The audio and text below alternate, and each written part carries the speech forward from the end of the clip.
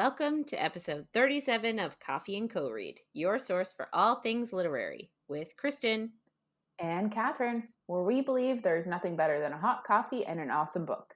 Join us for our virtual book club, where we take one book a month and dive into all the drama, adventure, and romance we can find.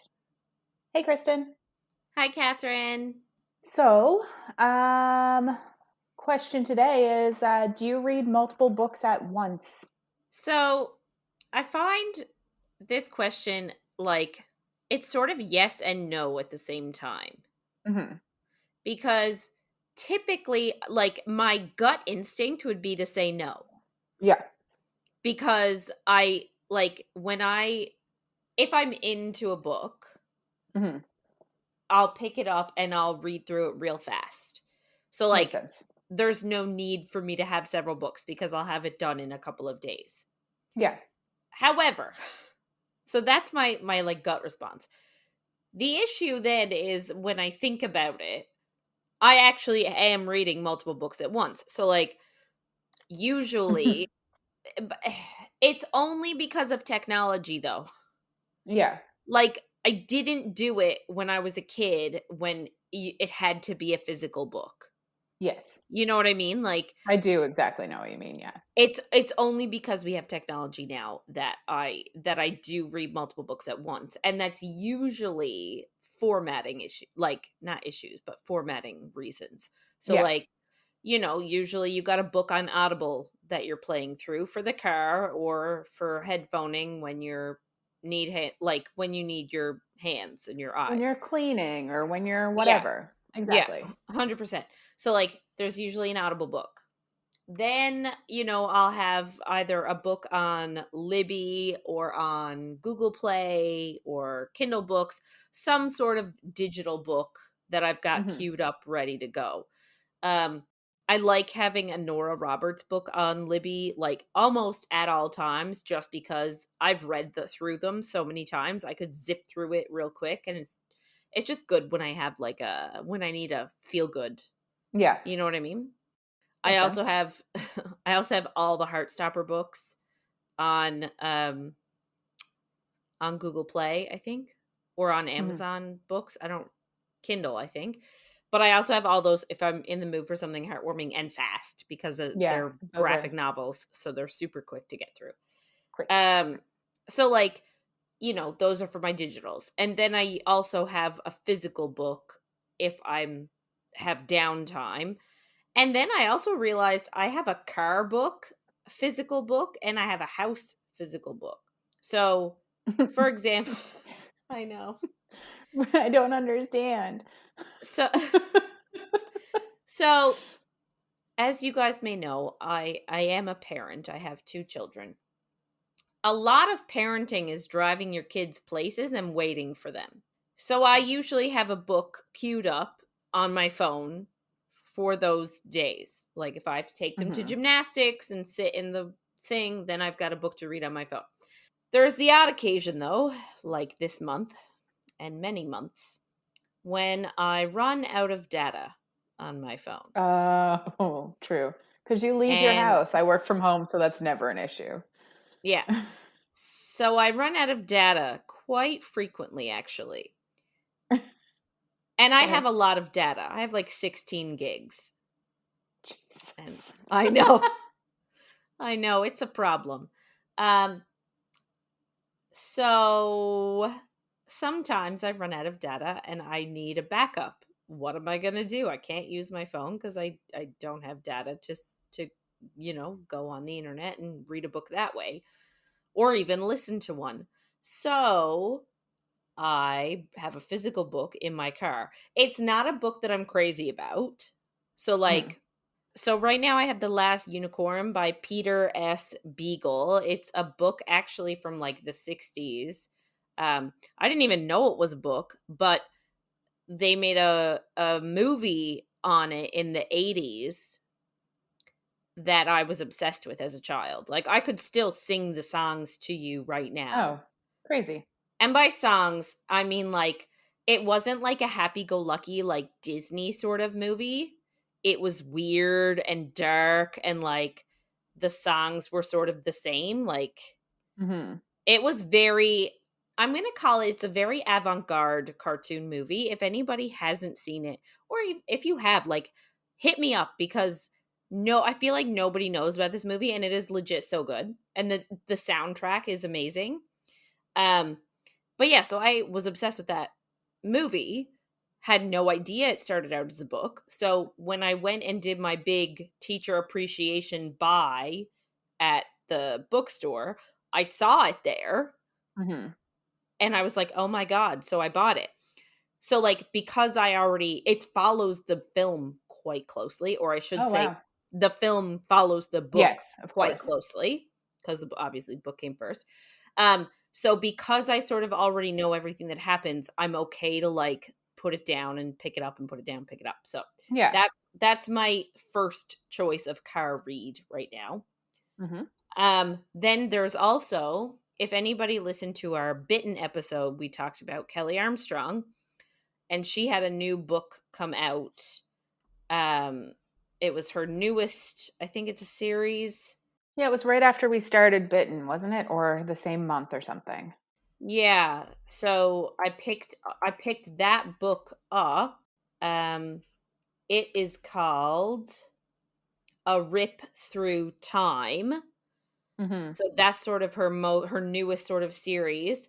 Um, so that's also in the car right now. I read like the first 2 chapters of it.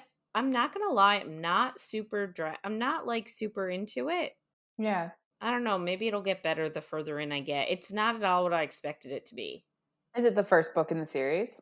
Yes. Yeah. I find sometimes it's hard to get into new books, especially if it's a series, because there's just so much that you need to Yeah. learn. And sometimes my brain just doesn't want to. Yeah. And Like, yeah. mm, I will say too though, like, and I know we're sort of getting off topic, but like, what odds?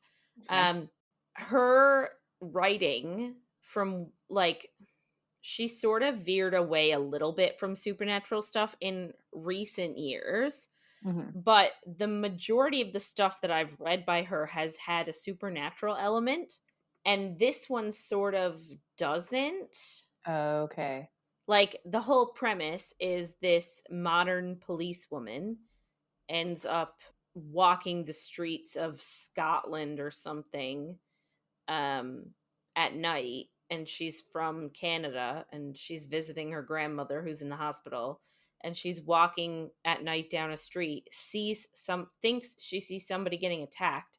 So of course she's a cop, so she goes to help, and turns out it's a rip in time, and she Mm, ends up switching consciousnesses with some servant girl from like the 1800s. okay. So like she looks like this servant girl and she sounds like the servant girl, but it's her conscious that's in it. But she's not magic at all. Like, she has no magic ability. It's just her trying to, like a normal person trying to figure her shit out. Like, how's she Get gonna back. get back, and Yeah. you know what I mean? So I don't know. Like, the premise makes it seem good, but then I'm reading it and I'm just a little bit bored. Yeah. That makes sense. But yeah, so that's my car books. So then yeah. Um, So, you know, on on Libby, it can download the books so that you can read them. Do you not have enough room on your phone for downloading books? Is no. that your issue? Yeah. Okay. Fair enough. I mean, I'm not going to defend myself. I can't help it. I got a lot of apps. That's fair. Okay. No, just curious. um yeah. So I do read a lot of books at once. I never used to. I used to be like a one book and done kind of person. Yeah. But I really do think it's the multiple format thing because, like, and also Libby. Libby has really put a wrench in everything It's a because, game like, changer.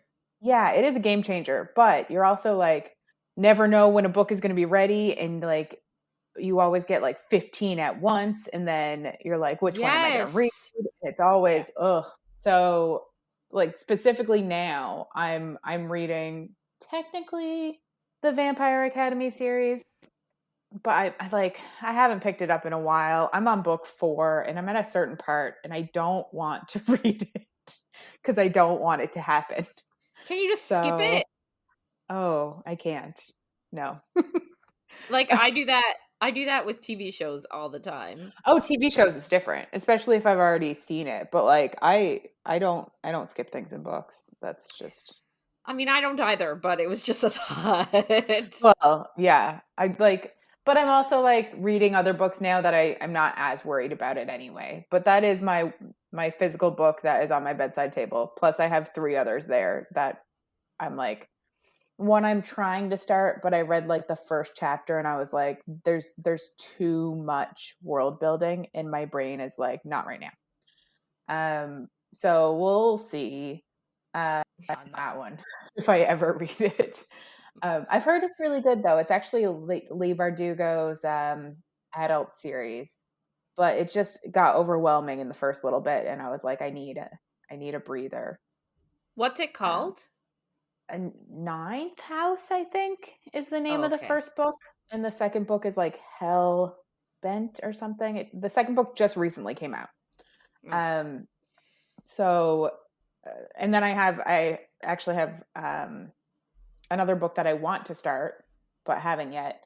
But I'm like so distracted by Libby because I just got like four books at once, and I'm Yeah. like, now I need to like return some and then put a hold on them again so that I can read the ones that I care more about.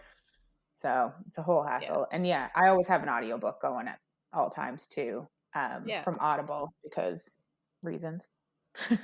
Because why not? Exactly. So like at the very least at all times I will have three books. I'll like have one on Libby, an audiobook, and then a physical book. But usually it's more than that. So it's a Yeah. bit of a it's I know. a bit chaotic. And I I know. never thought I'd be a chaotic reader, but now I'm just like whatever I want to do, I guess. Well, that's just it. It's like I remember being a kid and being so like thorough. Like I'm going to read this book and then I'm going to put it down and then I'm going to read this book and then I'm going to put it down. But like I guess we're spoiled for choice now. Yeah, that's exactly it. We're too spoiled. Yeah. And speaking of spoiled, But just a heads up, we're not a spoiler free zone and things might get a little saucy. um okay, so this week we are reading chapters 8 to 19 of Six of Crows. Um I think a lot happens. We get a lot happening in this episode, we'll say. Mm-hmm. Um last week we left off with us meeting our 6 members of the team that are going to pull off this incredible heist and try and I'm going to say save right now. Save the life of some scientist guy from his name is Bo Yule Bear. Um so our 6 crows, they're going to save this guy from Fjerda because they've got him locked away. We're going to assume they were going to kill him for his crimes of creating this drug, Yurda, which gives Grisha like extraordinary powers, but also makes them crazy addicted to it. And then they act out and then they die if they don't get it. Uh, just to, So brief So, sideline. brief sideline. So we have Kaz, who is our like sort of our team leader. He is our Selena Sardothian. Like he's always got plans in the works. He's got plans A, B, C, D, E, and F, and he chooses to keep those plans to himself. Mm-hmm. We have Inej, who is our wraith, our spider. She's the secret keeper. She can get places no one else can get. We've got Jesper, who's sort of I'm going to call him our loose cannon. Like he's sort of in it for a good time. And because he likes the adrenaline rush and he's Yeah. always in debt from gambling. True. Uh, we've got Nina, our resident Grisha. She has some ulterior plans that we're going to talk about, but she's on board. Then we've got Matthias, who is our inside man. He knows everything about Fjerda because He is a Druskella, which is like a witch hunter from Fjerda, so he knows the palace and the castle inside and out. Last week, we saw Nina and Kaz and Inej rescue him from prison after Nina put him there. Uh, and rounding out our crew, we have Wylan, who is the son. He's the bomb guy, and he is the son of. Demolitions expert. Okay, fine, the demolitions expert. Sorry. His dad is the one funding the trip, the one who's giving them the money if they succeed. So he's their little insurance policy. So we got everybody on the team. I will say before I get into like plot, the thing that I really like, but I also dislike about this book all at once is the constant changing POVs. Yeah. Like every chapter is a new POV. Yeah. And I really like it because it's allowing us to get inside every head. But at the same time, I don't. Because when they're involved in something, then it's like, oh, cliffhanger, who knows when we're coming back to this person. Oh, okay.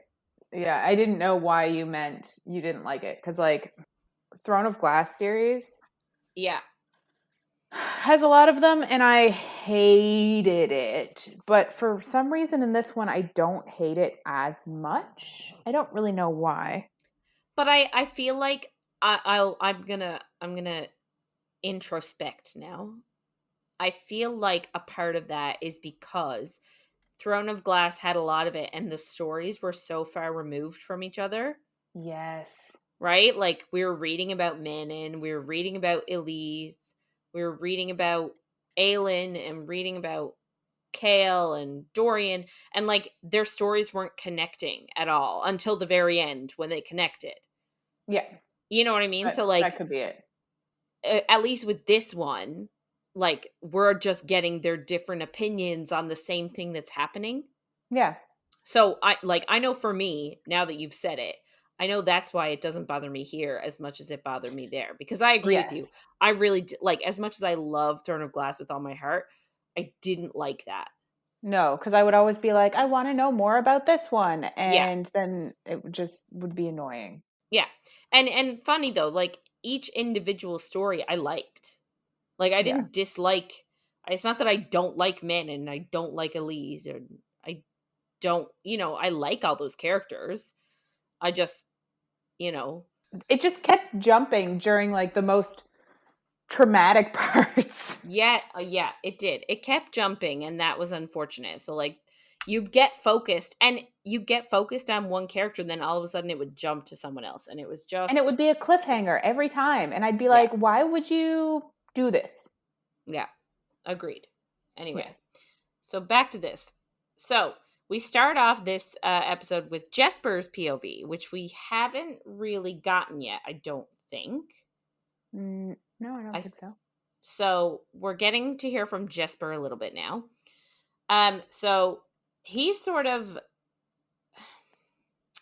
I don't want to say that he's he's not quiet, but like, he's also not explosive either. So he spent the first few minutes, like, checking out everyone's reactions and like reading what everyone thinks after it's been, because sort of like the big bomb that was dropped at the end of last week, at the end of the last chapter, was who Wylan really is and who his father is. So his father is Councilman Van Eck, the one that's going to give them the 30 million Kruga for completing the job. So Jesper is sort of like sitting back and taking in everyone's reactions. So he saw that Inej didn't look surprised. And I guess he said he was jealous because she's his secret keeper. She's Kaz's secret keeper. So she tends to be in on a bit more than him, and that made him jealous. Sort of makes me wonder, like, if he has like some kind of residual feelings, or if I'm for just Kaz? Maybe, I don't know. Like, yeah, I feel like he's looking for a relationship with Kaz that, like, whether it's platonic, whether it's not, he's looking for something more than what Kaz can give him. Yeah. Anyway, so he saw that Inej wasn't shocked. Then he looked at Wylan, who was shocked because he didn't realize that Kaz knew that was his father. He thought he got pulled into the party because he was actually good at demos. Aw. But turns out, so he's passable at demos, at demolition, but he has also been to the ice court before. So, like, I feel like Wylan is actually very valuable. Yeah, he seems very valuable. So he's their insurance policy. He's another person that's seen the ice court. He can build explosives. So, like, I don't know. He seems pretty valuable. Yeah. So they start to sort of like sketch and discuss how to break in. And it sort of gives me Ocean's 11 vibes because they're talking about how hard it's going to be. There's like Yeah. 3 different like circles that they have to break into, and like the one where the prisoner is going to be is obviously at the very center. Of course. Yeah, so they figure out that there is going to be a celebration in 2 weeks to initiate the new Driskele. There's going to be entertainment from everywhere, include like from all over the world, including Ketterdam. So Nina's sort of like, well, why don't we sneak in with the performers? But Kaz is like, no, we're going to sneak in through the prison as prisoners. All the guards will be diverted trying to check the guests at the celebration and make sure everybody coming in is legit. So they won't be as guarded at the prison. Mm-hmm. And they're like, okay, sounds good. So they're like, we're going to sail tomorrow. So Kaz is like, okay, we're going to have to sail out tomorrow night. So Jesper and Wylan, they often end up getting paired together. They're sent out to buy ammunition and to keep their eyes on each other, make sure that like Jesper doesn't like gamble away the money for ammunition. And Jesper's keeping his eye on Wylan so that he doesn't try and like shirk his duty. Like he's got a deal made now that he's part of the crew. Yeah. Nina has to go get tailoring supplies because she's going to have to tailor their faces. Inej is sent out to get cold weather gear. And Helvar has to stay behind to sort of like fill in some details because it's his job to draw out the map and to sort of say, okay, well, we've got 2 guards here, 3 guards here. They rotate shifts. Like he's got to give everyone the details of the security. So that's his job. So everybody starts to leave. They're in this like private salon room in the Crow Club. And Matthias, Helvar, wants to speak to Kaz privately. And when they're left alone, Matthias attacks Kaz, I guess, to try and go free. Yeah. He puts his hand over Kaz's mouth, which, according to Kaz, so like we've moved on now to Kaz's point of view, obviously. So he puts his hand over Kaz's mouth, which makes Kaz want to vomit. So I think we haven't really gotten super into it, but he has an issue with skin touching his skin. Matthias like is holding him and starts checking his pockets for his pardon. So that's sort of what's holding him there is he got Nina and I guess the government to write him an official pardon so that he doesn't have to go back to jail. He's looking for it. He wants it. Yeah. He can't find it. So Kaz attacks him back and hits him with his cane a bunch until he's like on the floor. Genius. Yeah. Like, of course, he's got a cane. Just don't underestimate people with canes. It's true. So I guess after Matthias is like lying on the floor in pain from being hit a whole bunch with his cane, he pulls the pardon out of the pocket that Matthias had just checked. It's like some magic. Yeah. When really Kaz is just wicked good at sleight of hand. Yeah. And he sort of says to Matthias, like, you think you had it hard, you had a year in Hellgate, and he was like, Hellgate would have been a paradise to me as a child. And I just thought to myself, like, I thought he grew up on a farm. Yeah, So, like, he did. what was wrong with his childhood? Nothing until after he was 9. But he's also just trying to, like, he's putting on a, what is that called? A tough guy facade. A kind of, like, he's made his whole Identity? character, his identity being, like, from the barrel his whole life, even though he admits that he isn't. But, like, it's his lie that he tells everybody, and everybody thinks that, like, he's a bastard from the barrel and grew up there his whole life. So, yeah. I guess that makes sense. It's just But another piece in his, right. yeah, Yeah. his Anyway. bullshitting. Yeah, I mean, he does a great job of it. True. Anyway, funniest part of the whole thing is after he beats him up another little bit, he shackles his legs, punches him in the face, and then leaves. It was great. It was hilarious. I guess you got to, so. I know, right? So then he leaves, and then we get an Inej's point of view. Like, it automatically jumps to Inej then. She's sort of like going to get, remember what we said, she had to go get the cold weather supplies. She sort of says that, like, she knows what that Kaz has a plan and that it's in his head. But she says she doesn't really know what the plan is, and, like, just sort of says, like, he keeps a lot of stuff to himself, but he's not doubtful of the plan. She just doesn't know what it is. So Inej and Kaz have, like, a chat, and she says, like, she sort of shows uncertainty and doubt about the job. And he says, okay, well then don't come. Like, I don't, don't come then. And she's like, no, but you need me. And he's like, no, I don't. And he essentially tells her, like, she's replaceable. He can get another, like, wraith, another secret keeper. So, like, that's when she leaves to go for a walk and to go get the cold weather supplies, because that's insulting. Yeah, 100%. Like, already, we both know, like, the reader knows, Kaz knows, Inej knows, she is not replaceable to him. Like, they seem to be very close. Like, geez, for God's sakes, the last episode, he took his shirt off in front of her. And his gloves, which is shirtless. And his gloves, yeah. So, like, nobody else has seen his hands. Not one person.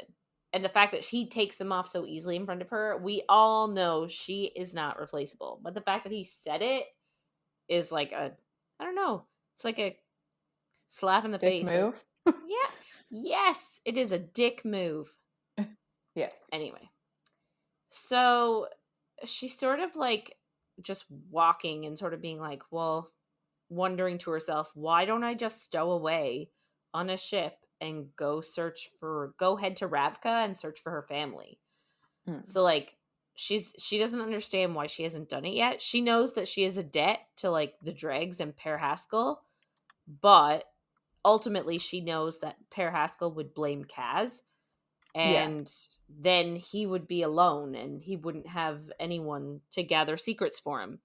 So that's sort of why she stuck around all this time. So she obviously feels something for Kaz in order to, like, not escape for him. Yes. So we get a little flashback of her just remembering her family. They seemed like a really happy and loving family. They were sort of like traveling, like a part of a traveling circus, like traveling from town to town. They were nomadic, I think. Like, they didn't have a set town where they lived in.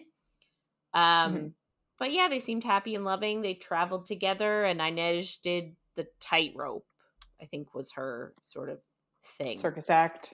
Yeah. She's a tightrope walker. She's running some errands in town, like in Ketterdam, walks past the menagerie where she used to be owned. That was like the brothel where she was owned, and she just gets really overwhelmed seeing it by herself. So like she says, I think she actually mentioned in it that when she's with Kaz or some of the other dregs or Jesper, mostly with Kaz though, she can walk past it and not be affected. But when she's by herself, she gets really overwhelmed and like, I don't want to say she has a panic attack, but like, She kind of avoids it, I think, too. Like she yeah, doesn't she she just doesn't avoids, do it. if she's by herself, she doesn't like to go. No, Mhm. she'll try not to go there. Anyway, um, all of a sudden she's like, she passes it and she's like, oh, thank God the worst is over. Um, And all of a sudden, Tante Eileen, who's like I don't know what you call her, the brothel owner, Yeah. The big boss man woman. big boss woman, attacks her and threatens her. And even though Inej has like all these skills and has all these knives hidden on her person, she could not break free of like, I guess it was like some goon that like held her up against a wall or something while Mhm. Eileen threatened her. But like she said she was like frozen and like paralyzed with fear. And I'm assuming that's what happens when you are kidnapped as a what 14, 15-year-old and sold into a brothel. Yeah. Just Makes guessing sense. that you would have some trauma associated with that and maybe Seems wouldn't. like a normal reaction, really. Yeah, it does, doesn't it? But yeah, so like she sort of beats herself up a little bit about it after, like after it all is over, Hmm. about how she's like, well, why? Like I had all these knives, why couldn't I do this? And I'm just thinking to myself, like, girl, it's okay. You're just a baby. And like well, I can't say they never. So far, we've gotten a little bit on her backstory, like on her life, but Hmm. they don't. I don't think they ever go into specifics about what she had to do at that brothel. No, I don't think so either. I think it's So very it, much a children's, not children's, but a YA book. yeah. So, but we can assume. Yes. So, I think it's okay. I think she's allowed to have those like panic attack moments where Hmm. she, the place where she was abused for a long time.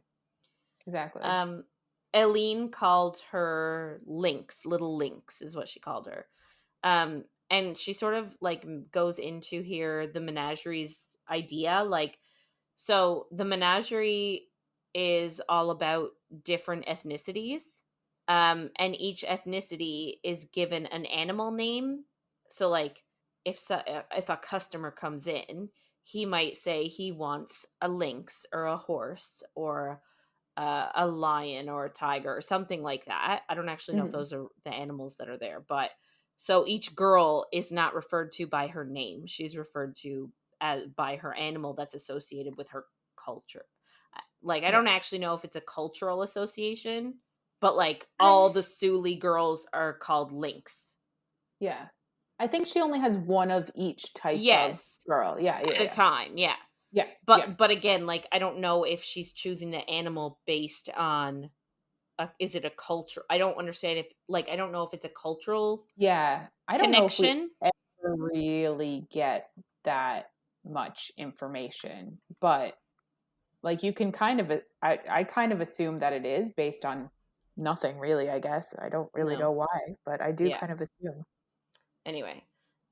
So essentially Aline like calls her, "Oh, you're my little lynx," which is like again sort of like I say sort of a jackass thing to do, but like you literally buy slaves and then abuse them and then now you're attacking one of them. So what do we expect?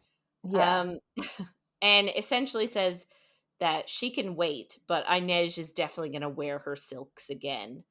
They, Um, I don't understand why she was so keen to let Per Haskell buy her indenture, like purchase her freedom for her. if she If wants her back, yeah. yeah, and like I don't I don't know if we ever really get anything else on that because that's a good point. Like, and yeah, like I'm not really sure. and also not in any way mean against Inej. Like I'm not trying to be a jackass against Inej, but what makes Inej so special? Yeah. Like she's already replaced her. There's already another Suli girl in the menagerie. Yeah. But then So you gotta wonder, I guess, is it not so much about saying that she's going to be back again as opposed to like terrorizing her? Like, is this maybe. just abuse in the streets because she can? Oh, could be.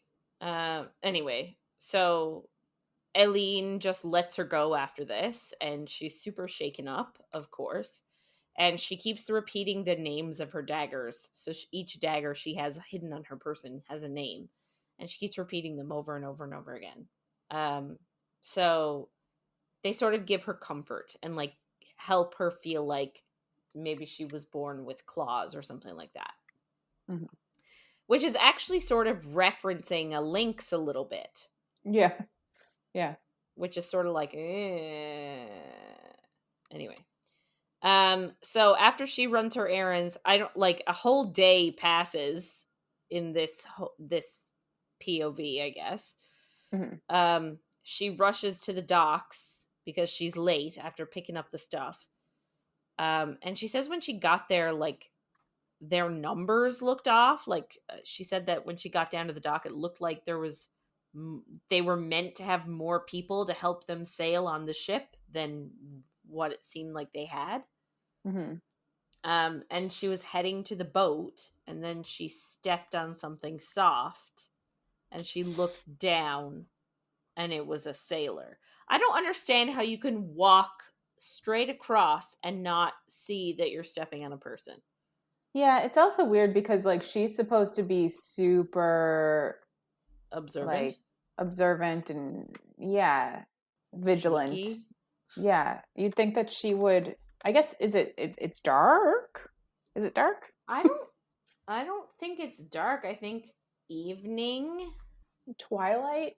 maybe like late Yeah, afternoon, like 4 to 6. yeah. Which fucking here now is the dark ages. So Yeah, it is. Yeah, it's true. It gets dark here at like 5 o'clock now.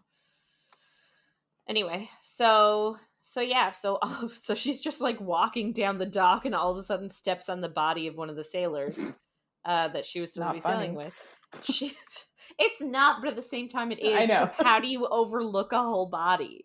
Yeah, better not. Anyway, so she looks down, and he had been stabbed in the gut, and she doesn't have any time to react.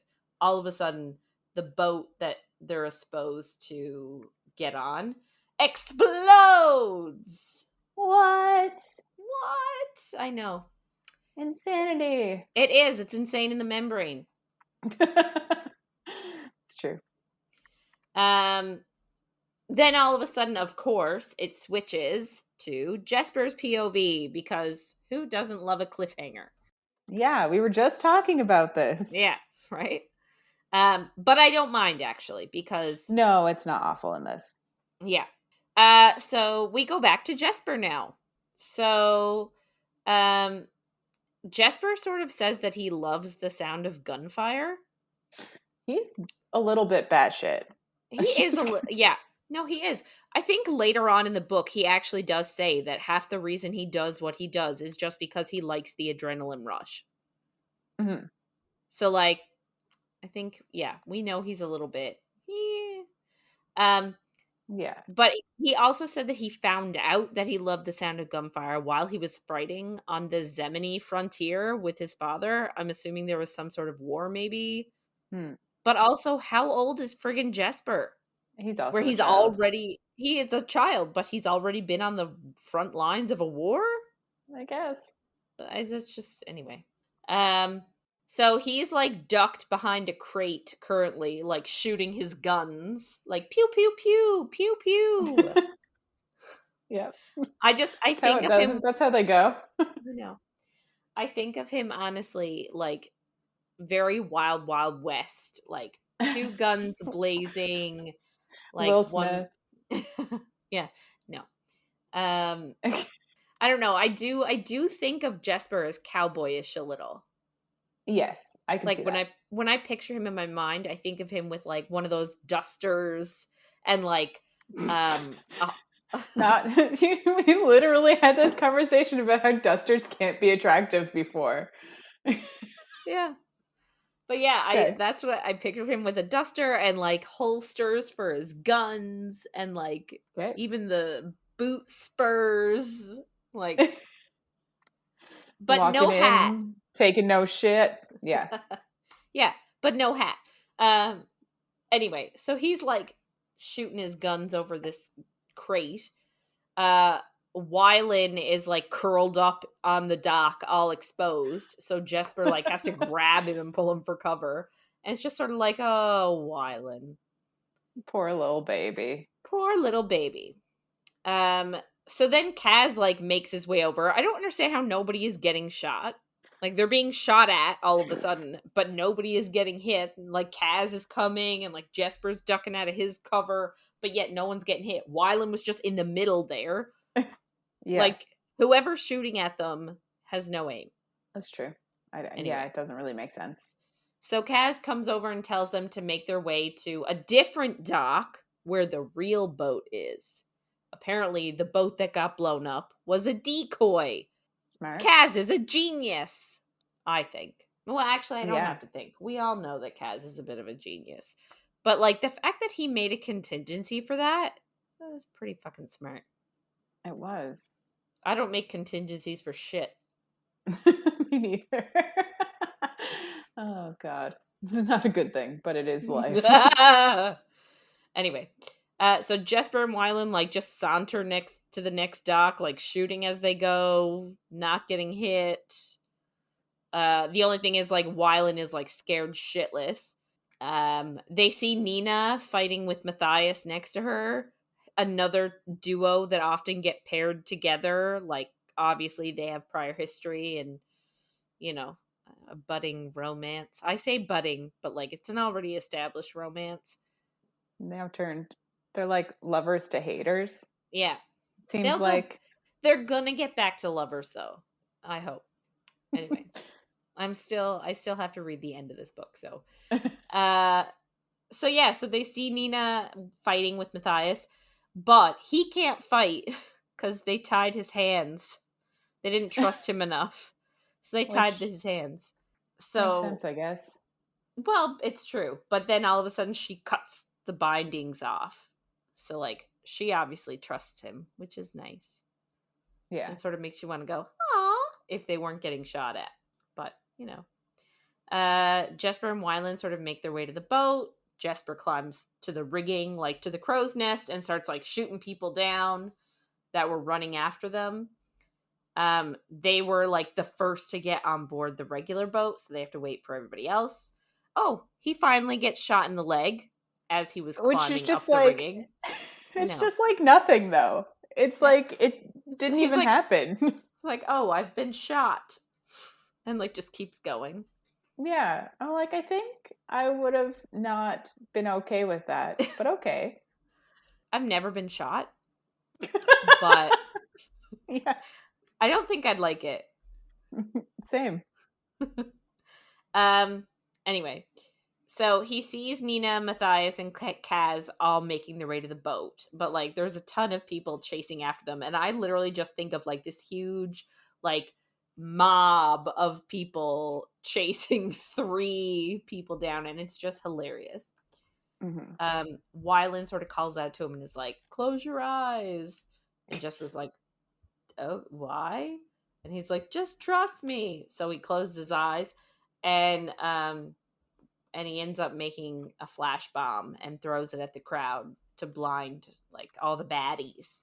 And Jesper's like, "Oh, that's pretty quick thinking. Like, good job." So Yeah, Wylan's not useless, and that's like good. Jesper. Well, it's good because Jesper keeps thinking he is. Mm-hmm. Like Jesper sort of keeps insinuating like you're passable, like you're not amazing, like we shouldn't have taken you. Yeah. Almost makes me wonder if there's a budding romance happening here. I give you nothing. I know. I know. Well, I mean, I'm 3/4 of the way through the book and nothing has happened in that department yet. So I'm assuming if anything happens, it might be near the very end or in the next book. So Jesper's POV over, back to Inej again. So it sort of like backtracks us a little bit to the blast. So like when the blast happened, it sort of then skipped ahead a little bit to everyone being attacked. So now we're sort of backtracking a little bit more to find out what happened when the boat like first blew up. Mhm.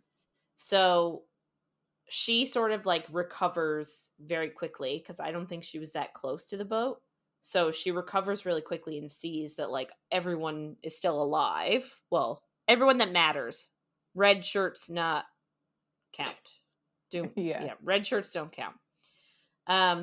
So she tries to like not tries. She does climb to higher ground. Like I guess she climbs some crates or something like that, and sees that they are vastly outnumbered. She assumes that somebody on their team betrayed them. So she all of a sudden starts taking people out, like checking tattoos along the way, because I guess in Ketterdam, all gangs have tattoos to tell who they are. Mhm. So she finds guys that are Black Tips, which is the gang that they dealt with at the beginning of the book. And she also finds some Razor Gulls. So we've got multiple gangs working together, which is weird. Yeah. And she sort of tells herself, like, as she's, I just picture her jumping from person to person, stabbing them with her daggers, and just like not even hitting the ground, just like person dead, person Yeah. dead. Anyway, so she says she'll have to do penance for the lives later. Um, she's running for after she like hops and kills a bunch of people, she starts running for the boat, but the black tip head leader guy Geel, his chief enforcer Uman, it's like human minus the H, Yeah. Uman, manages to stab her side and grab her. So he plans Hey. on kidnapping her, keeping her alive to torture all of Kaz's secrets out of her.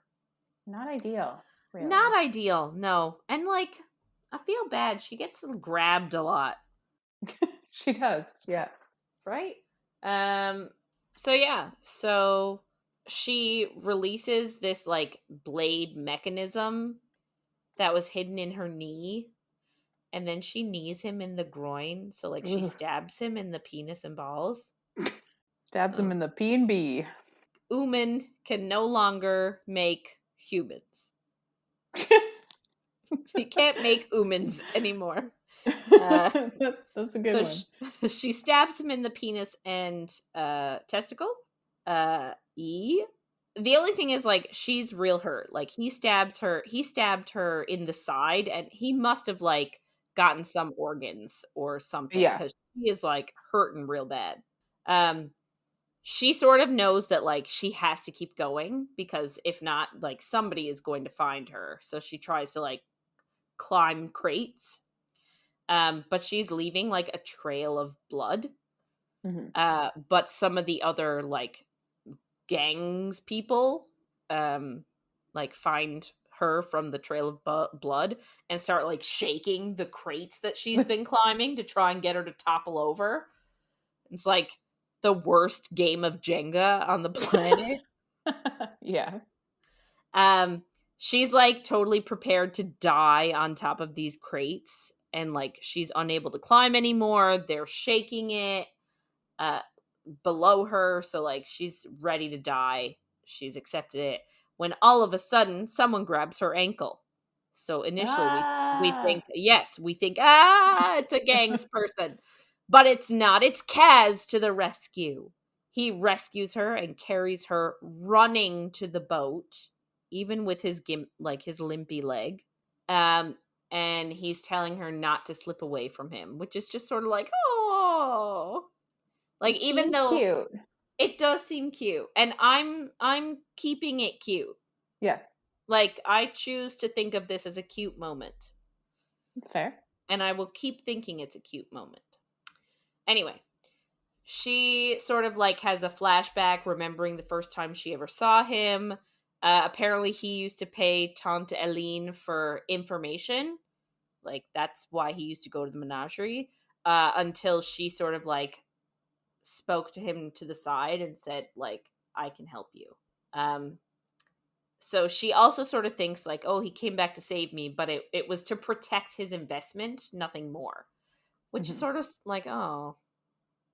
Less. Less cute, but He's just lying to keep people's at arm's reach. Yeah. Yeah. Is what I'm going to always tell myself. Yes.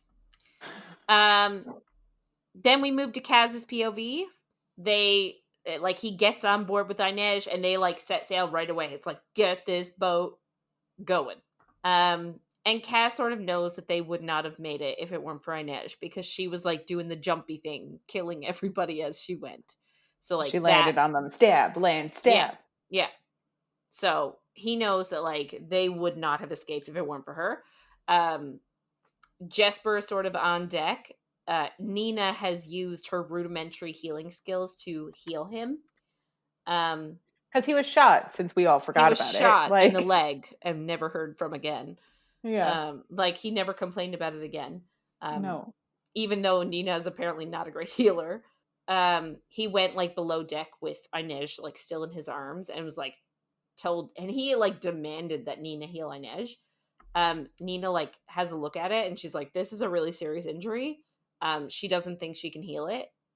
She's like, I'm not a healer, I'm a heart render. So I'm not sure if it's the same, like, in the books as it was in the show. And I know that, but so in the show, it made it seem like everybody's specific talent they had, like, it was because that was their talent. Like, the way that they portray Nina in this, and the way that I guess they portray Grisha and the way they talk about them in this, is that she's a corporalki, so she can automatically do all the corporalki things. She's just better at heartrending. But that's not the way I thought it was. Like, on the show, I thought that, well, no, she's a heartrender because she can do heartrender things. That means she can't do the other things. Yeah. So I think part of the issue with the show and the book too is, like, obviously the first Shadow and Bone book, like, we don't get to the school until Alina obviously shows up later. So, like, we can't really take her classes as what other people's classes are, because, like, they get there when they're children, and I think they do teach them everything until they start doing one thing better, is kind of what I thought it was.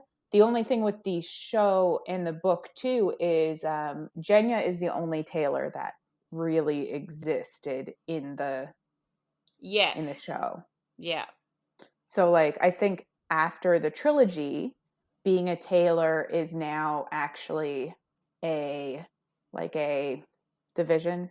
Like, tailoring is actually now a thing. Right. So, like, people do specifically train to be tailors now, whereas they didn't before. It was just her. So it is definitely, yeah. I do think they teach them everything, and then once they start being better at one, they're like, okay, this is what you're going to do from now on. Okay. Anyway, just something I noticed.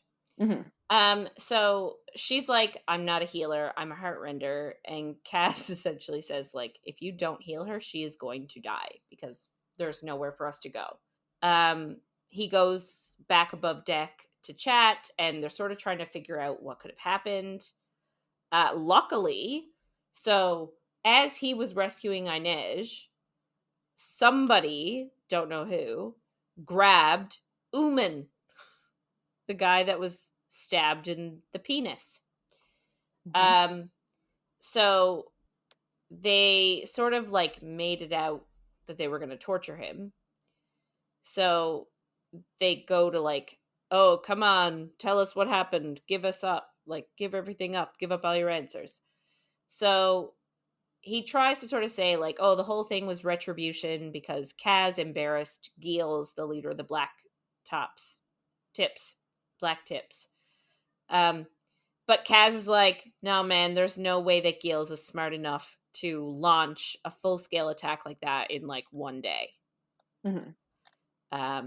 So Okay, this is really gross. Yeah. He takes out a knife and draws an X across Uman's eye and then digs out his eyeball with his finger. Blech! Blech! I don't like it. Who would? I don't think anybody would like getting their eye dug out. My poor eyes. And like pulls his like how does he not die immediately? Yeah. It's so gross. And like this child Kaz is a 17-year-old child. Ugh. And he did this. It's so disgusting. Anyway. Yeah. Obviously the guy's like, okay, I'll talk. Fuck. And like very calmly too, like there was no preamble. But okay, another thing about this world, I wonder if people have the knowledge that like they could be healed by Grisha, so they're not so worried about not that they're not worried about injury, but like he probably knows that a Grisha could fabricate him an eye, or a Grisha could like get his eyeball from wherever it is, stick it back in his face and heal it, you know? That would still hurt. Oh, 100%. But like at this point, if it were me, I'd just be like, fucking kill me. Like I don't want to live with this pain or this bullshit. So just throw me overboard. Like, no, thank you. Yeah. But I wonder if it's a bit different. Maybe. Well, I mean, they're on a boat right now. Maybe not in the middle of the ocean, but they're headed away from land. So he's going to have to live without an eye for a while. Yeah. Anyway. So obviously the guy caves after getting his eyeball dug out and says that Giels was paid 5,000 Kruga by Pekka Rollins to launch an attack. Kaz is shocked with this news, but quickly recovers and throws Uman overboard to drown. Yep. Just like that. Very, like, no nonsense. This is what's happening. Done. Yeah. And, like, again, I'm reiterating. 17! Yeah. Yikes. Very yikes. Anyway, he's super pissed that it was Pekka Rollins. And he sort of just says that, like, he needs to be able to make him suffer the way Geordie has suffered. And that's all we get so far. Yeah. So we get to Nina's POV. So she is thinking about her training at the Little Palace. She's trying to heal Inej at this point, and she's just thinking about her training at the Little Palace, and says that she was still at school when the Civil War broke out. So she had to go into hiding, and like, I guess, so like you said earlier, she was a child when she was found to be Grisha and went to the school to train. And then some sort of civil war broke out and she had to go into hiding as a child, Grisha, as a young adult Grisha, we'll say. And when it was finally safe for her to come out of hiding, she got 6 months of advanced training before she became a soldier. So she was just thinking a little bit about her training, and she sort of managed to heal Inej as best as she could. But she said Inej lost like a ton of blood. So I feel like definitely some form of like artery must have been nicked or something. Yeah. Yeah.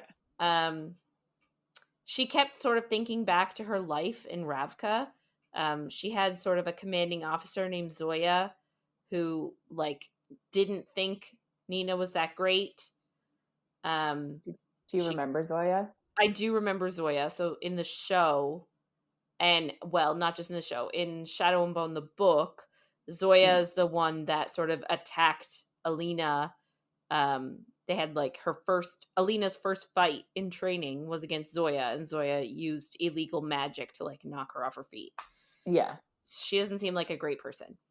No. Anyway, but she was Nina's commanding officer, and she kept saying that like Nina was too impulsive, she wasn't ready, and blah blah blah. However, because Nina had a gift for languages, she was often sent on missions to other countries, And the goal was to look for Grisha and offer them sanctuary in Ravka and train them to join the army.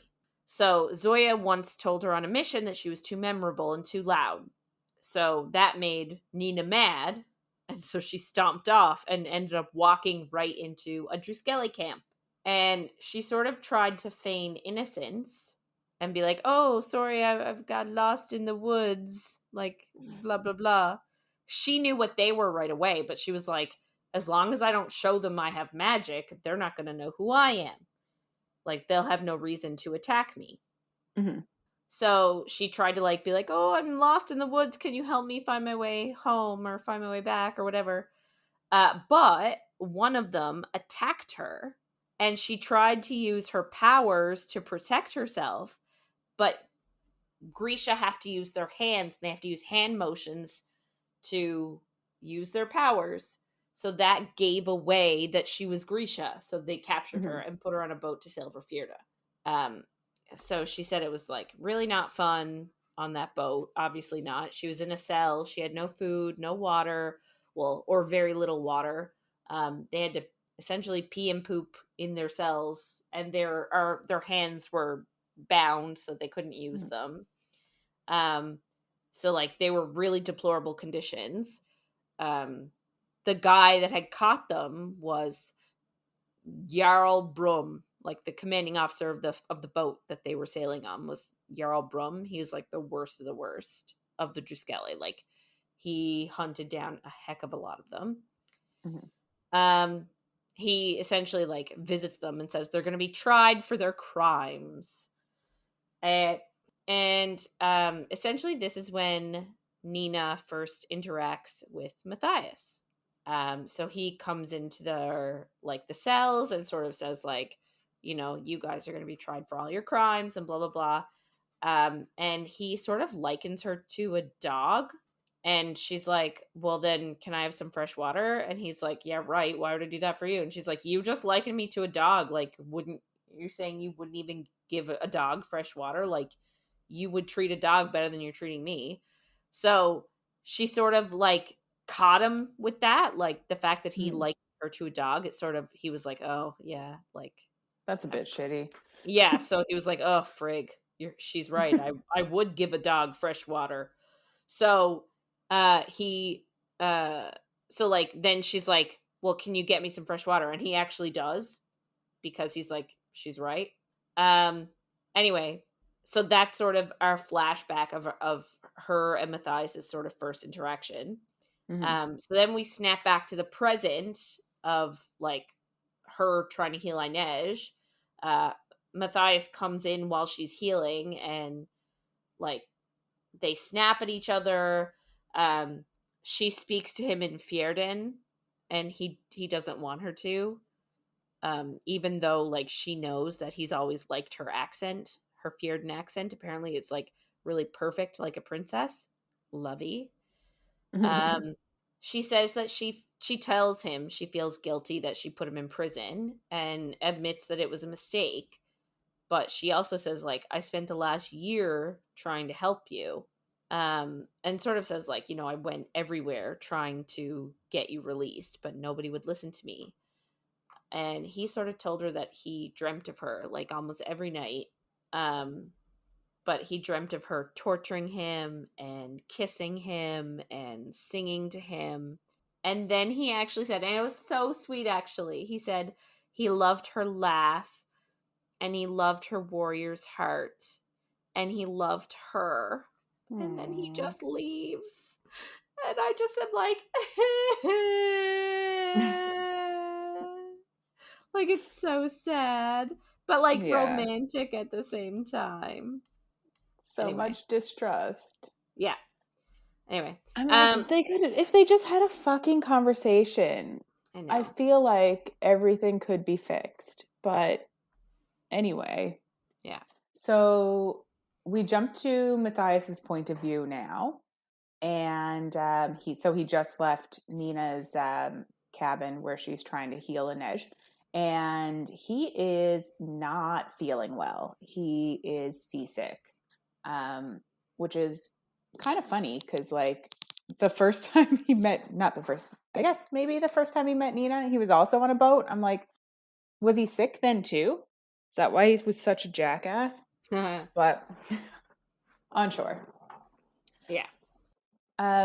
He's kind of thinking of what Nina said about how it was a mistake that like she had him arrested, and he doesn't really believe it, which again just makes me think about how much they could just have a real conversation and get that over with. He goes over to the other part of the crew, and they're all looking at the blueprints of the ice court, and Kaz gives everyone little capsules to put in their mouth and tells them to like put them behind their teeth, just like basically jam them up there and leave them there, but not to bite down on them. So obviously, Wylan immediately bites down on his. Dummy. Exactly. It's called baleen, and apparently it gives you 10 minutes of breathing time underwater. So they kind of explain what happens to Wylan, and it's like, I almost envision like a bubble around his mouth and nose. Yeah. Something like that, seems like. So something so that you can breathe underwater. Funny fact, or well, not funny, fun fact, baleen is actually the name of the stringy things in whales that collects all the plankton and krill that they eat. It's true. Yeah. Sorry. Good fact. I Thank like you. Thank you. It seems like they must just go there and you don't feel them, because like they just keep them in their mouths for fucking ever. But like, could it just be like just a little like insert that you put up in your tooth, maybe? I have no idea. Like I think of it as like, you know how all those spies and like the spy movies were given like cyanide capsules that like they hid in their mouths. I think of it like that. It's just not cyanide. It's Yeah. I don't. Yeah. I envision it like bigger than a coin, and you stick it on the roof of your mouth and it stays there. Oh, that's not what I envision at all. Yeah, no. Okay. I don't know why that's why I envision, but that is where I am. I feel like you're thinking of like a Catholic communion wafer. Even bigger. Like I envision it fits up in the like, oh, like a full-on palate, the like groove it fits of the full roof of your mouth. Right up there. Oh, Dab yikes. it in there. Yeah. Yikes. So Yeah. I don't think that's right. I'm just letting you know how I feel. But anyway, so this thing, once you bite down on it, it's going to give you 10 minutes of breathing time underwater, unless you start hyperventilating, and then you have less. Luckily, Kaz had an extra one because I guess he knew someone was going to fuck it up. Yeah. He always has plans on plans. So he does always have plans on plans. Yeah. So Matthias starts helping them with the blueprints, and he starts to like name the different sections of the ice court. And he's kind of in his head thinking of ways to like stop the plan. So he's like, well, once I'm there, I can tell somebody and then get all this stopped. But Kaz can tell that he's holding back information and stuff. So like we are in Matthias's head now, but it's funny because he really does think that Kaz is a demon, and he doesn't understand how Kaz knows all the stuff that he knows. Yeah. Which I think is kind of funny. I agree. We get another bit of the plan, which is like this whole book, I feel like we just get tiny bits of the plan every now and then. And then when the plan's happening, I'm still like, I have no idea what's happening. So yeah, it's like little sprinklies. Although at the same time, I also like, I didn't understand what they meant by the layout of the ice court. Like the way they, like I understand the 3 rings, but then they're talking about the prison and where that's located and what that's like. And I'm like, what? Like I'm so confused. My brain is not on that level of functioning. No, I don't have a picture of it. No, I can't. I wish that I wish that it was drawn in the book somewhere. It's not? Not in my copy. I never checked, but there's some stuff. There's something in the book. It might just be the world that's in the book. Anyway, not the point. I'll have a look later. So a bit more of the plan is Kaz kind of explains that. So yeah, the bit of the plan that we get. So the original part is they're going to go in as prisoners because it's an easy way to get in. The next part of the plan is Inej is going to climb 6 stories up an incinerator shaft, which is insane. But I guess like she's the wraith, so she can do it. Also, Well, she's currently dying, so it's like, yeah. But also their qualifier too is that, well, it's an incinerator shaft, but it won't be lit that day, so it's fine.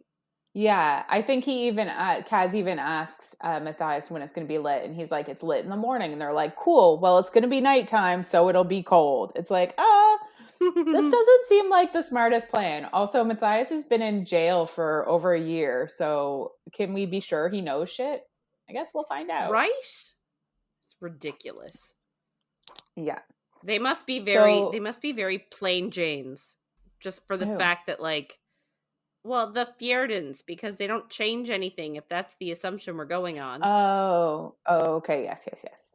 Yeah, I think it's more of a like, oh, it works. Nobody can get in here, so let's keep it all the way it is. But I I guess. guess we'll see when they end up there if everything is the same as.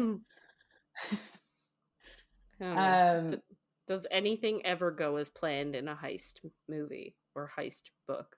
no, but that's why Kaz has plans on plans. That's true. Um, so Pekka Rollins kind of comes up again. Like the team is worried that with Pekka involved, they have like no real chance at the prize, i.e., the scientists. Kaz is kind of like, he's just a man. Like, he's no different than any other boss of the barrel. And he's kind of trying to convince them of that, but Matthias kind of knows that there's something else to Kaz and Pekka's like history and hatred. Like, he can tell that there's something else there. Um, they they're kind of just like having a moment where they're still talking a bit, and they have a very silly conversation about ghosts, which I just thought was really cute. Like, Jesper says that if he dies, he's going to get Wylan's ghost to teach him how to play the flute so that he'll annoy Kaz. And Kaz says that if he does that, he's going to get Matthias's ghost to kick Jesper's ass. And then Matthias is just like, my ghost will never associate with your ghost. And then we're in his head, and he's just like, I can't believe I'm doing this. Like, it's just so foolish, but I loved it. But it's also showing their age, right? Like, it's sort of a demonstration of how young they actually are. The fact that they're arguing about whose ghost is going to do what. Like, come on. Yeah. Just bring the spirit down, I guess. Sorry. Makes it sad. Sorry. All good. But now we jump to Inej's point of view, which is just like, yay, she's alive. She is in a lot of pain, though. Nina is asleep next to her, and it's clear that like Nina's been there this whole time, kind of just making sure that she's fine.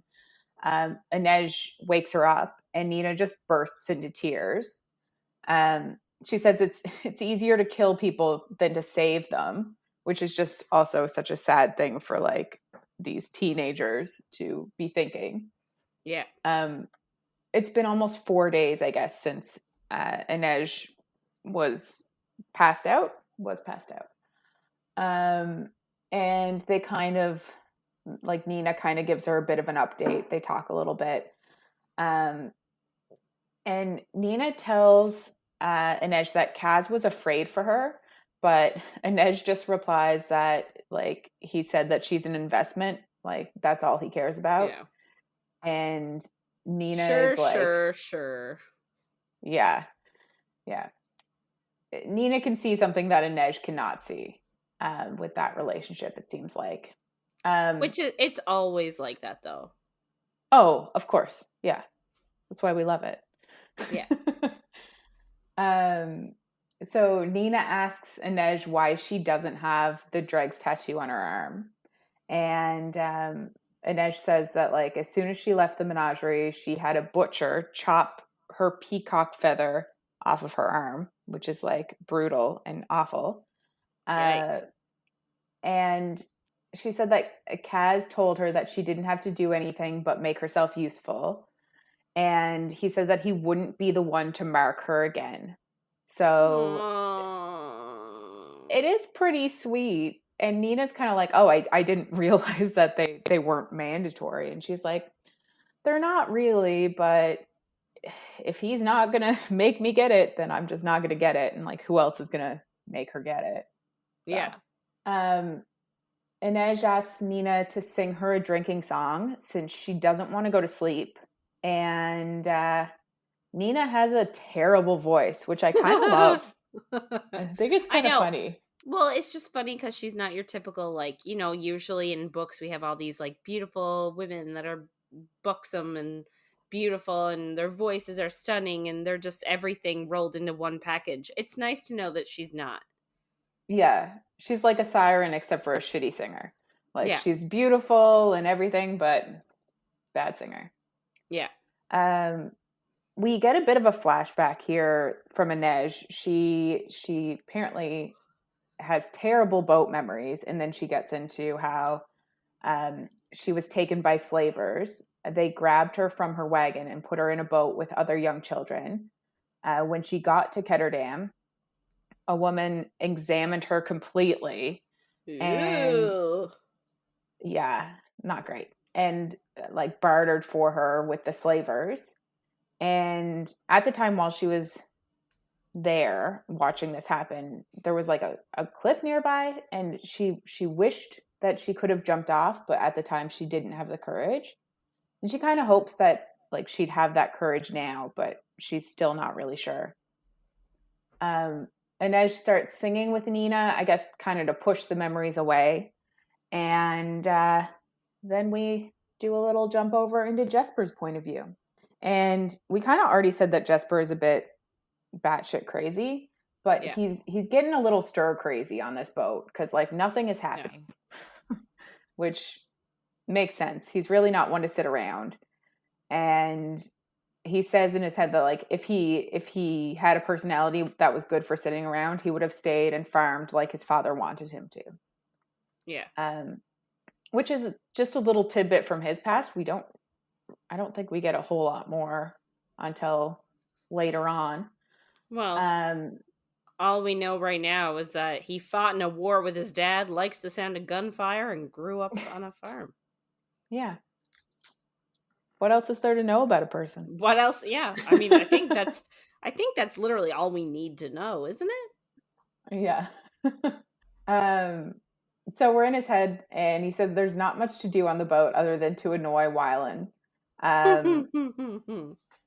And they have a bit of a teasing conversation, and Wylan kind of asks why Jesper's even there, because like that Jesper's there annoying him. He just said that that's what he does. So Wylan is just like, why did you even come? Like, they don't need a sharpshooter. But Jesper says that Kaz trusts him. And Wylan is kind of like, really though? And Jesper does kind of in his head agree that he's not really sure that it's true either. You can kind of tell that Jesper has a chip on his shoulder about Wylan being rich. But there's clearly more to Wylan that we just don't know. And like their conversation is a bit stalled after that. Like Wylan is curious about a lot of things, and Jesper hasn't really had the luxury to be curious about stuff. So they you feel like they want to be able to have a deep conversation here, but they just aren't on the same playing field right now. I feel like they're just too wary about each other at this point. Like they haven't, I don't know. I just feel like they haven't like gotten to know each other well enough to have like one of those serious conversations. Yeah. And like they're on top of each other on a boat. Like you're not going to have the best type of relationship right away when you're just stuck together. Jesper's apparently been checking on Inej constantly. And then, so this morning he goes down and he finds her awake.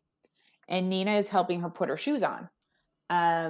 And she has like special shoes that are like, I think she said Grisha made in the first section of this last week. And Inej is kind of like arguing to let Nina let Inej put her own shoes on. But Nina scolds her and says that like she can't bend over and she can't, like, she has to rest because she was just stabbed and only just woke up. And Nina is kind of surprised when Inej does thank her and says that she owes her a life debt. But they eventually agree on waffles as the exchange there, it. which is kind of Who, cute. Yeah. who doesn't love a good waffle? Exactly. Jesper helps Inej up to the deck, and she kind of savors the fresh air. And like, knowing her past, you know that she probably, like, when she was taken over to Ketterdam, she probably was just stuck in the bottom of the boat for the entire trip. So it definitely helps her spirit to be able to be on deck for a bit. They're kind of like walking around the deck a bit, and Inej is pleased by all the well wishes she hears from people. Like, even Matthias thanks her for helping get them offshore. And Inej is kind of used to, really the only person that she ever not talks to, but like the only person that she ever works with is Kaz, and he's not one to give her praise. So she really enjoys hearing praise from other people. Yeah. Inej asks if Kaz went to see her at all. So she asks Jesper that. And at first he kind of lies and is like, every day. And she's like, this is why you're awful at gambling. You can't bluff. But Jesper tells her that Kaz didn't. And we get in his head that he's a little jealous of the way that Kaz was worried about her, though. So it's again back to that, like, is he looking for something? Like, he is looking for something more from Kaz, but what is he looking for? Yeah. Like, well, it's true. Like, is it a romantic thing? Is it a friend thing? Is it a sibling thing? Mm-hmm. Like, I'm not going to say a father-son thing, because he has, like, they're the same age and he has a father. So, but like, we don't really know what role he's looking for Kaz to fill, just that he's jealous that he seems to have a deeper connection with Inej. Yeah. But it's nice that it doesn't really affect Jesper's relationship with Inej. No. Because that'd be really sad. Jesper asks Inej what Wylan's deal is, because Inej is kind of like the one who gets Kaz's secrets. And she tells him that she doesn't really know much, but she doesn't think that Vanek kicked him out. Like, apparently he writes letters to Wylan every week, but Wylan doesn't even open them. And she's read the letters, and they all say something along the lines of like, if you're reading this, you know how much I want to have you home. So, like, clearly his father wants him to come home, but Wylan just is not having any time for it. So you got to wonder, like, what happened in their relationship to fracture it this badly. I mean, I have assumptions. Yeah, I'd like to hear them, because I obviously know. I mean, I think it's because he likes boys. Oh, okay, yeah, I get that. That's where, but at the same time, a part of that is because, I am sort of anticipating a little relationship between him and Jesper, but the main reason that I'm anticipating that relationship is because of the way Jesper was portrayed on the show. Mm-hmm. Right? So, like, Jesper was portrayed as, I think he was portrayed as, like, being open to everybody. Yeah, exactly. Right? Like, I think so too, yeah. Boys, girls, someone in between. Like, Jesper just seemed to like not discriminate against anybody. So having that in mind, knowing that Jesper on the show, likes, I'm not going to say exclusively, but does like boys. Mm-hmm. And because him and Wylan keep getting paired together to do things, Mm-hmm. that's what is leading me down the road of, well, they're obviously going to have a little romance. So Yeah. then automatically I'm like, well, if they're having a little romance, what's a typical reason for a teenager to either get kicked out of the house or leave home or something? It's a lifestyle choice, right? Well, I say choice, but like not choice. We know that you can't choose. But Yeah. like, like it, not being content with somebody's lifestyle, Yeah. right? So But so do you think that they just like had a giant fight about it and then he was like, well, if you can't live with me, then I'm live with my lifestyle, I'm leaving? Or like, yeah. because like he writes him letters every week. Well, I think maybe there was A like giant blow a up. yeah, or like, well, maybe they found out that he was getting it on with somebody that his dad didn't approve of, and then he found Well, out. they say that I think in this scene, Jesper or Nej say that like he was sleeping with his music teacher, but we don't hear gender either way. Right. Okay, well then, maybe that was part of it. And maybe Wylan was like, I don't want you controlling me anymore, and you can't control who I have Mm, a relationship with. Maybe the dad was trying to pull a X hex and have an arranged marriage of some sort. Like maybe possible. Wylan was like, no. And I don't know. And Yeah, maybe that no, that makes like sense. the dad could have, maybe decided like right off the bat, oh, that was a mistake. And that's why he's writing him. Or maybe he's Hmm. like, we don't, again, he says he never opened the letter. So we don't actually know what's in them. It could be a son, you're being ridiculous. Come home. Marry who I Yeah. want you to marry. You know what I mean? Well, Inej said that she read them. Oh, So right. Wyland's just never read them. So she's just She snuckily, know. snuckily opened them. Yeah. Sneakily opened them and then put them back together, I guess. Anyway. But yeah. Um, so back to Inej and Jesper. Inej asks him why he came on the trip. And he kind of admits that he's in debt and like it's actually way worse now. He says he got some money from his father, who like is finally starting to have a profitable farm. But his father also still thinks that he is in school. So it's a bit bad now. Um, Jesper says that he started working with Kaz after Kaz stopped two guys who like had jumped him. Hmm. And Inej kind of makes a comment that like Kaz probably hired those guys to jump you so that he could come in and rescue you.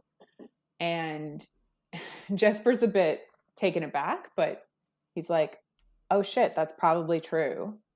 Um, he ends up telling Inej that she's too good for Kaz, and she responds that Jesper is too. Hmm. Yeah. I like that they're friends. I love their friendship. It's really cute. Yeah. We jump over to Kaz's point of view, and he's kind of thinking that it's been 2 days, but he's finally like made himself approach Inej, which is like just interesting. Um, but the reason he kind of goes about approaching her is to ask her if she can like do her part of climbing the incinerator. And she kind of asks if she has any other options. And like she's like goes back to him and she's like, you know that I'm going to say yes. So like why did you even bother asking? And he thinks that it's because he's been looking for an excuse to talk to her. But of course, he won't say that out loud. No, of Like this course whole not. part is just infuriating. I'm like, just Yeah, tell her how you feel. I know. But no, he won't. Um, they discuss the plan a bit and the escape, and she has some like worries that she brings up, and we're in Kaz's head, and he really just wants Inej to say that like she believes in him, which I'm not really sure he's entirely earned from her at this No. point. But like I get why he wants her to, but I'm just like, I can see why she's not giving it to you. You ignored her for 2 days after she was passed out for 4. Like, and didn't go see her any of those 4 either. yeah. Yeah. And now the first time you're talking to her is to be like, can you actually do this? Yeah. Your job. Can you do that, you think? So it's not great. But like there are things that she wants from him too. Like she wanted him to apologize for saying that she was replaceable. So Yeah. like that never happened. No. So you know what I mean? Like I feel like they're dancing around a lot and they just need to, like, again, we say it all the time. They just need to talk to each other. I realized that books wouldn't exist if people just had conversations, but I'm gonna yell about it every time. So Yes, let's yeah. just live with that. Yeah. She ends up bringing up Pekka, of course, because she hasn't been around for all the talks about him so far. Mhm. And it's his fault that she almost died. He's the one that bankrolled the whole attack. Yeah. She flat out asks Kaz why, like, he has it out for him. Like, she can tell that it's different between Pekka and Kaz than it is when Kaz, like, goes after any of the other bosses in the barrel. Yeah. And he doesn't really know why he admits it, but he says that Pekka killed his brother. And Inej is surprised because obviously she had no idea that he even had a brother. Yeah.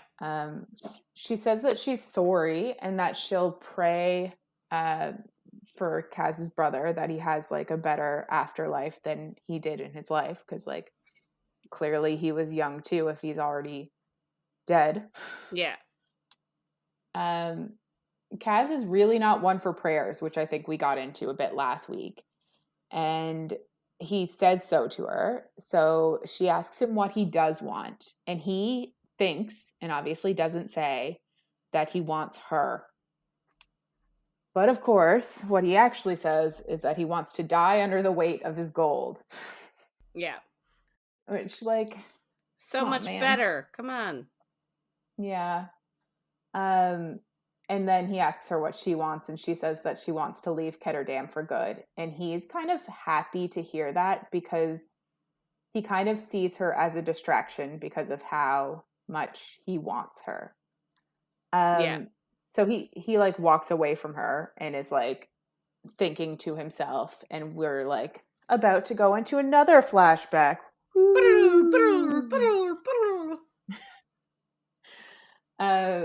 Talking about Geordie brought back in memories. So their father was apparently killed under a plow on their farm, which sounds awful. They're even like, there was a trail of entails, and I'm like, oh, gross. Anyway,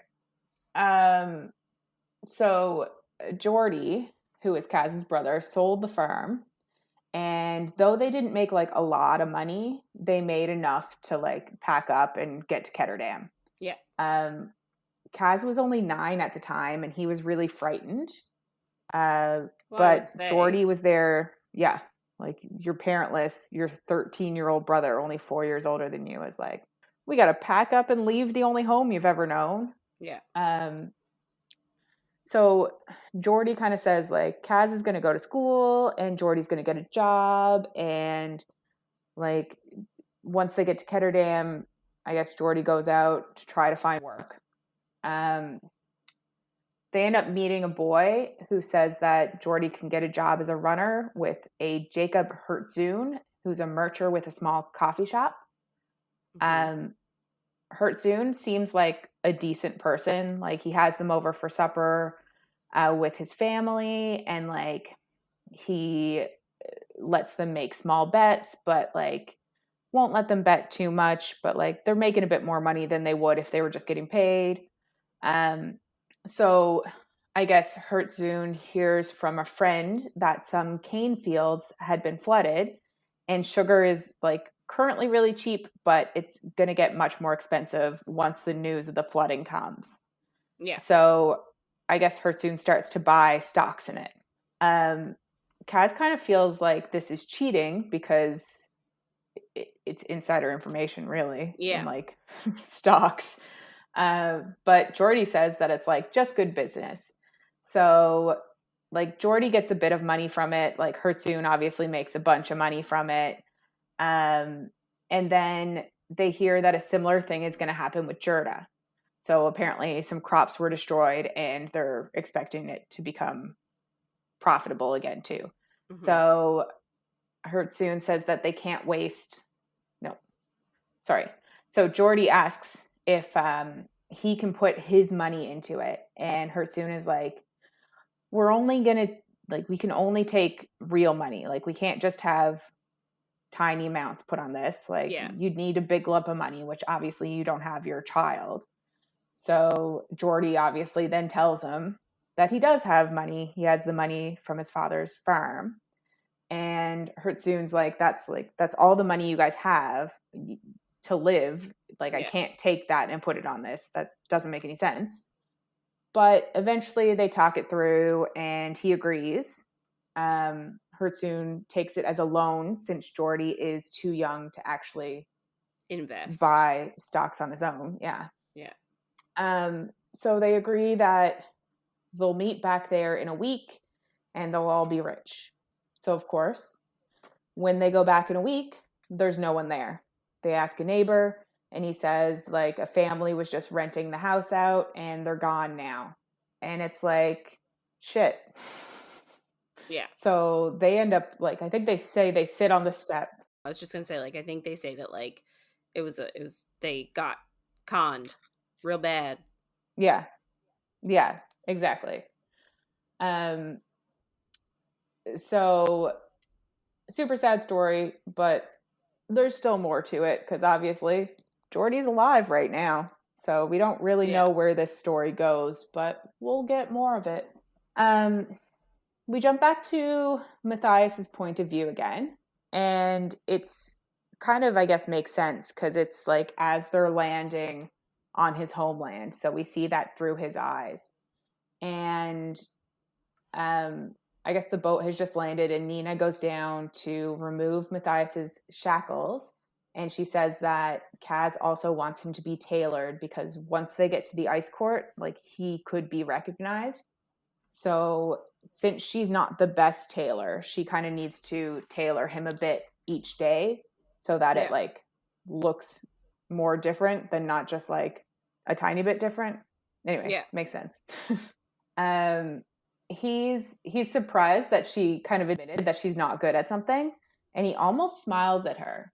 And it's kind of sad that he doesn't. Like, just give her a smile. She just wants one smile from you. Yeah. So she ends up changing his eyebrows and eyelashes to a darker color, and she like starts turning his eye color a bit brown. But like as it goes on, I guess his eyebrows and lashes will get darker and his eyes will get more brown. But obviously, if you're working on someone's face, you're pretty close to them. So they're like right up against each other. And Matthias really wants to kiss her. And I'm like, just do it. Just kiss the girl. But he doesn't. No. Matthias asks Nina what she's going to do about Boyulbar. I try. And that's the scientist whose name we haven't said a lot because it's hard. But he doesn't think that she's really going to let Kaz bring the scientist back to the Merchant Council. Because like he could easily just replicate the Fjerda and then distribute it there, which obviously would not be great. No. Well, Nina is like, she says that like the only reason she stayed in Ketterdam was because of Matthias, and she wants to go back to Ravka. So like realistically at heart, she is a Grisha soldier through and through. So yes, yeah. I do agree. Like, I think it's strange that she's playing along with this scenario, knowing that it's going to result in a lot of Grisha getting hurt. Yes. So she obviously doesn't trust Matthias right now. So she kind of just ignores the question. Because like, kind of seems like she has thoughts as well. Kind of like you just said, she's not going to let all these Grisha get hurt. So they had stopped in a whaling port, which is north of where they're going, and they start walking through the ice and snow. Um, the crew that is left on the boat leaves and sails the boat closer to where they're going, so where they're going to end up. So basically, Mhm. they're hoping as soon as they leave, they'll just run to the harbor, get on the boat, and be gone. Um, so Matthias kind of thinks about how Kaz left his like crow walking stick, and Inej left most of her daggers, and Jesper left his revolvers on the boat. Because obviously, when they get put in jail, they're not going to be able to have any possessions. So No. it's just like it's a little sad for them because these are Yeah. real milestones of like their characters and who they are. Yeah. Which is kind of interesting that Matthias noticed the change in them, but Mm. he's kind of an outsider, so I guess maybe he has the best advantage. Anyway, Yeah, just could be. interesting. They, of course, are kind of discussing the plan again, and we're just getting a tiny bit more every time they talk about it. Um, and also because they can't let Matthias know everything that's going to happen because he could easily turn on them. So the plan is the boys are going to break out of their cells once they're in jail. And then Matthias and Jesper are going to go get rope. And Kaz and Wylan are going to go get the girls. And then Inej is going to make the climb while Wylan and Kaz go to like the laundry and look for anything useful. And during this time, Nina, Matthias, and Jesper are just going to check like the top level cells to see if Bo Yul Bear is actually there. Because their original thought is that he's going to be in the very center of the three rings, being held there. But if he's just in this prison, then that would make their lives probably easier. I Yeah. assume they'll have less places to go. Yeah, except Um, do we really think he's going to be in the prison? No way. of course he is. uh, Jesper kind of like is wondering why Nina and Matthias are allowed to go anywhere together. But Kaz kind of explains that like Nina can obviously stop guards from yelling or shooting because she's Grisha. And Matthias knows like the checkpoints and the way that they do things. So they're the two best people to go. And then Jesper kind of has to go to make sure that they don't kill each other. Yeah. Once once they get to the roof of the prison, they're already inside the first checkpoint. So at that point, they'll borrow clothes to blend in and then go on with their Yeah. heist. Well, they're That's assuming, I think they said that they're assuming that Bo Yul Bear is going to be in the highest security area, which is where the Druskele, like sort of the Druskele sector, I'll say. mm, And I think they say that, like, so they're going to wear normal clothes to try and blend in with the party people that are around, yeah, like once they get inside. yeah, Um, yeah, I don't know. because they'll already be past like the first checkpoint anyway. So they're hoping that like everyone Yeah, will just be cool with them being there because yeah, like why wouldn't they be? yeah, Um, so obviously we're in Matthias's head, and he has his own plan, and it's to kill the scientist first. So that the param doesn't get out into the world. So he's Druskella, he's Fjerda, and they're very much of the belief that Grisha are abnormal and shouldn't exist, yeah, to put it lightly. yeah. So he obviously doesn't want the param to get out and for Grisha to be able to be even more powerful than they already are. So it's not to like save the Grisha by any means. It's just because he doesn't want them to have even more power than they already do. He thinks they're like unnatural and should never have been born. Yes. Which is like, anyway, I can't get into that. We'll get into that a little later. But um, Jesper kind of realizes that he's stuck with Wylan making bombs after the prison break. Um, Even though realistically, like the plan shouldn't require bombs, because they are hoping to just walk right out with the scientist and no one being the wiser. But obviously, they need plans on plans, so they're going to be making bombs. So during this long trudging walk, and like I got to be honest, I have no idea like how long this is taking, but it's clearly days because they do mention that they have tents at some point. So like Yeah. this is days of walking in the freezing cold. Yeah. Matthias kind of has his own, but during the long trudging walk, Matthias kind of has his own little flashback um, of washing ashore with Nina and walking like the same lands that they're walking now. So he says that it started with a storm. So the boat they were on, obviously you just talked about it. Nina was a prisoner and Matthias as a Druskella. So it sank in a storm, and Matthias woke up to Nina holding him afloat and yelling at him to wake up and start swimming. He does wake up and he immediately pushes away from her because she is a witch. So he doesn't want to be near her. Yeah. And the cold takes over immediately because she was clearly keeping him warm and keeping him alive. So he kind of realizes that like he needs her help to stay alive. Mm-hmm. So he says that he'll swim if she keeps them both, like keeps both their hearts beating, basically. They swim through the entire night and they barely make it. Like they have to rib each other through the night to keep each other going. Mm-hmm. But the next morning they can see the shore. And once they're on shore, Matthias thinks about leaving her again. But he knows that like she saved his life. Like without her, he never would have made it to shore. So he helps her up and they start walking together. By that nightfall, luckily they find a whaling shed and Matthias starts to like make a fire. And this scene is almost exactly what is in the show.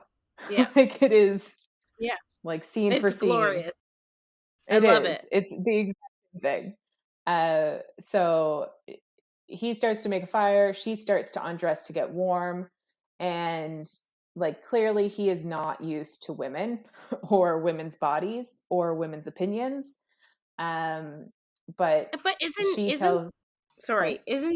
don't we learn, I don't remember when, maybe we learn it a bit later, that like Fjerdans stay, like when he's training to be Druskella, he does stay chaste until he gets married. Yes. Yeah. So he's not used to women's bodies. No, at all. Exactly. Like, yeah. It's not, oh, he's a bit of a prude. Like, no, he's a innocent little sapling. Yeah. It's part of their culture.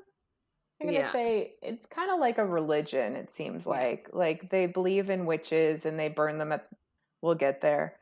But anyway, there's a lot of undertone to Fjerdans. But he's very uncomfortable with Nina taking her clothes off.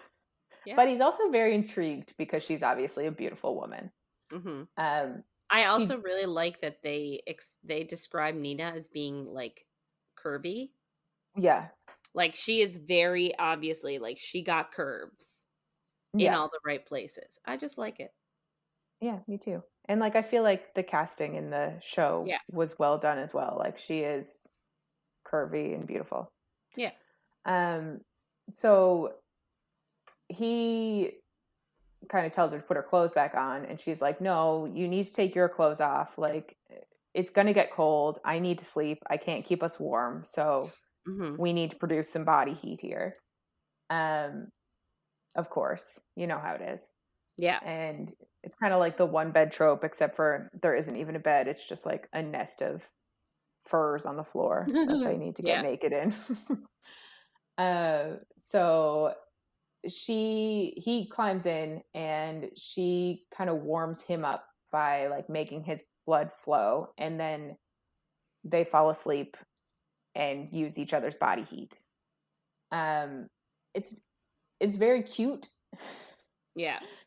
And like he says that he hates the way that she talks, but he actually thinks about how much he loves the way she talks and like how she's so opinionated and like a bit Yeah. dirty too. Like it's just really sweet. And it's the Yeah. start of a budding relationship. Yeah. Well, but like too, he says that like Fjerdan women don't ever need to fight. They don't ever like it's a very antiquated society of the men doing everything and the women staying at home, being meek and mild and agreeable. So Yes. like Yeah. she is the antithesis of that because she goes out and does her own fighting. She like Hmm. takes care of herself. She's has her own opinions. So she is very much the opposite of a traditional Fjerdan woman. Yeah, exactly. Um, Back to present day, they're like about to crest a hill and they see three pyres with charred bodies. And Nina obviously immediately knows what it is. And she says that this is what Fjerdans do to Grisha. And Matthias kind of tries to say like it's illegal to actually do this, but like it's in front of them. Like it obviously doesn't matter if it's illegal. Yeah. And she kind of argues back that she doubts that they're actually ever going to prosecute anybody for doing it, since like for killing Grisha in this fashion, since all Grisha are brought to trial anyway, and like no Grisha is ever Found innocent. exactly. So like how is it any different? Like you give them a trial, sure, but you're just going to kill them anyway. So like this is, I think dying by fire is probably worse than what they do when they execute people, but I also don't know. Yeah. Um, one of the people on these pyres moans, and it's clear that they're still alive, which is obviously awful. Yeah. Nina tries to use her power to stop their heart, but she can't. And she asks for help, and Jesper does shoot them, and she is thankful about that. And Mm-hmm. like, Kaz is a bit of an ass, imagine, because he's annoyed that like that um, Jesper kind of announced their presence for miles, but Nina is obviously very grateful that Jesper helped her out because she couldn't do it herself. Yeah. And like the reason I think she said that they were just too far away for Mm-hmm. her to do it herself. Yeah. So, Um, Nina and Matthias argue over Grisha a bit here, which is unsurprising. And Matthias asks her if maybe she should never exist since like she's unnatural. And it's like, how do you ask somebody that yeah. question? Like, it doesn't matter if she shouldn't exist. That She doesn't give does. anybody the right to kill her. Exactly. No. Like, Yeah. And she just can't because help you it. think exactly, just because you think that maybe somebody should never exist in the first place doesn't stop the fact that they do. So shouldn't that give you a tiny bit of sympathy for them? Because like they didn't ask to be here any more than you did. Yeah. Like it's just the way the world went. Anyway, that's a whole other kettle of fish that we too Yes. big. It's too Yes, it big to get is. into. um, anyway, so Nina kind of, I guess, tells Matthias that Ravka is rebuilding and like the army is going to come to the Druskella and the Fjerdans, and she hopes that like he's pardoned by that time and that he's there when it happens. And like this is kind of just very sad, and I think this scene is more so to show how much they have to overcome to actually even like each other, Yeah. because she's like telling him how they're going to come and take everything from him, and he's already lost everything. Apparently his mother, his father, and his little sister were murdered by Grisha when they burned the village to the ground. Yikes. And it's obvious that like there's no winning in this society. Like obviously the Grisha are attacking the Fjerdans because the Fjerdans are killing the Grisha, so it's just back and forth, and there's like it's just awful. Yeah. um but we basically end this section, unfortunately, where Nina just says that maybe Matthias' stay in Hellgate was too short because there's always more to lose, Yeah. which is just like a little bit of a depressing ender there. Yeah. A little sad. Well, like, they seem to be sort of getting along and having moments, and then all of a sudden, it almost like we reverted back a little bit. Yeah, and I think it is to show that, like, we do get a bit more about their past and what happened. So, I think it's to show, like, what they overcame to kinda get where they were, and also, like, what they need to overcome if they want to have a relationship Yeah, going forward. right. Anyway, that about wraps it up for this week. If you want to get in touch with us and share your thoughts on anything you heard in our episodes, or if you have any book suggestions, you can email us at coffeeandcoread@gmail.com.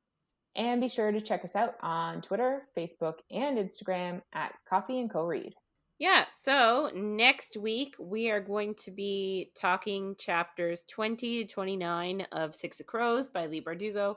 So make sure to follow along. And if you're enjoying our little chats, don't forget to follow, rate, and review wherever you find content. Thanks for listening, everybody, and we'll see you on the next page.